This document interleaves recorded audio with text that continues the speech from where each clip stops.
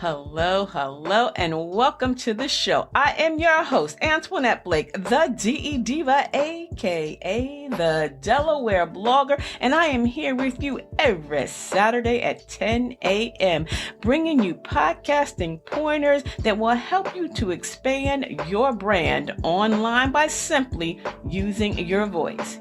You can reach out to me by sending an email to info@ablakeenterprises.com, and you can find and follow me on all my social media platforms by simply using the Linktree ID A Blake Enterprises. Again, welcome to the Delaware Blogger Podcast, and make sure you share this episode and any other episode that you found to be of interest with your family, your friends, your bae, and your boo too. And until the next time, see ya. It's the DE Diva.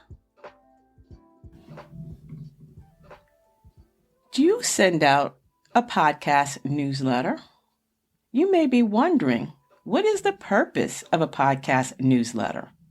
Well, that's what we're going to be talking about today on episode number 316 of the Delaware Blogger Podcast, the purpose of a podcast newsletter. And today's show is being sponsored by Preempt Corp. Have you been treated unfairly because of your race, sex, LGBTQ plus status? Become a certified discrimination investigator and help the world eliminate discrimination and unify the world. Biz of EEO, from EEO contracts to careers and everything in between. They are your entrepreneur and career experts. Reach out today at 202-434-4544 or send an email to information@preemptcorp.com. Again, 202-434-4544 or email information@preemptcorp.com. Now, you may be wondering, what is a podcast newsletter? It's simply an email that's sent out regularly to promote your podcast. Now, you can send out a newsletter every week, every episode, or you can round it up once a month, like I do. I send out a podcast newsletter once a month with a roundup of all 4 episodes of the Out and About with Antoinette interviews, right? Your podcast newsletter is a great way not to only promote your show, but it can add value to the listener's experience, growing your audience. And you know that's one of the biggest pain points of a podcast host, growing their audience. But it can also do 4 other things that we're going to talk about. 1, it can create a deeper connection with your current listeners.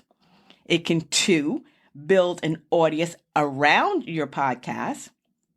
Number 3, attract new listeners. And number 4, get into the email box of new listeners from the contacts you've made outside of podcasting. So we're going to talk about those 4 points today in dealing with the purpose of a podcast newsletter. So let's start with number 1, the deeper connection with your current listeners. Again, the first and the most obvious reason to send out a podcast newsletter is to deepen your relationship with your listeners. You know, the proverbial CTA, where do you want them to go after they're listening? Because they're already listening. They're your number 1 fans. They're going to follow you on social media. So share those sites. Ask them to subscribe to your newsletter. And you know what? As you grow, they begin to know, like, and trust you. So when you're ready to do some sort of monetization, which we'll talk about in another show, you already have that built-in list. So deepen those connections. Get them not only to like your show, but let them follow you on other social media platforms, building that deeper connection. Now, not only do they have to wait to hear you on a Saturday, they can follow you on Monday through Sunday. The second purpose of a podcast newsletter is to build an audience. You know, that is the biggest pain point. Building and growing your audience. You know, of course, if your spouse is listening, your mom, your bestie, your bae, your boo, they're listening, but you want to build a bigger audience outside of them. And in order to build it, you have to find them. You have to find those like-minded individuals, turning them into your fans. So think about your newsletter as a way to build your audience. You can highlight and showcase your guests, right? If you're having a guest on your show, you can promote them with the newsletter. Or if you're a solo host, what are those pain points that you're solving? Do you have something outside of the podcast that's going to help them? So again, building your audience is a great purpose for starting a podcast newsletter. The third point, attracting new listeners. Now, we'll never forget about our number one fans, our ride or die, listeners. They're going to be there forever.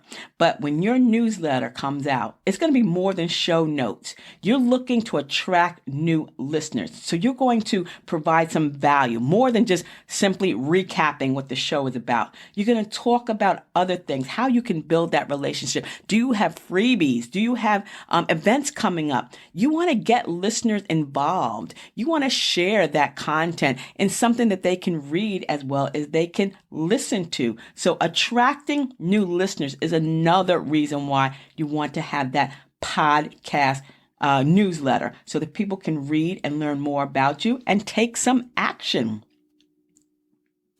And the last thing is you want to get into the mailbox of those listeners, because you know what? It's easier to share an email with your family and your friends by just forwarding it instead of, typing out or clicking on a QR code or a URL to your podcast. So make sure that you are sending those emails out. People love getting emails. People love sharing emails. And if you're giving them some incentive, right, to share it, it's even better. So when you're creating a podcast newsletter, use something that's going to be simple in the beginning. I have been with MailChimp forever, right? But there's others, Constant Contact. And these email marketing services, they offer free versions or trials. And so make sure it's fitting your budget and also your base. So if you have a really large base, you're probably going to have to pay for that. But if you're small email, have less than 1,000 email connections, MailChimp is perfect. You want to start with the new and see how it works. And you may be wondering, well, how am I going to collect emails from listeners? Well, that's easy, all right? You want to find out how to collect those email addresses. That should be part of your CTA, right? Call to action. Leave a comment, send me an email. If they send you an email, you're getting their email back.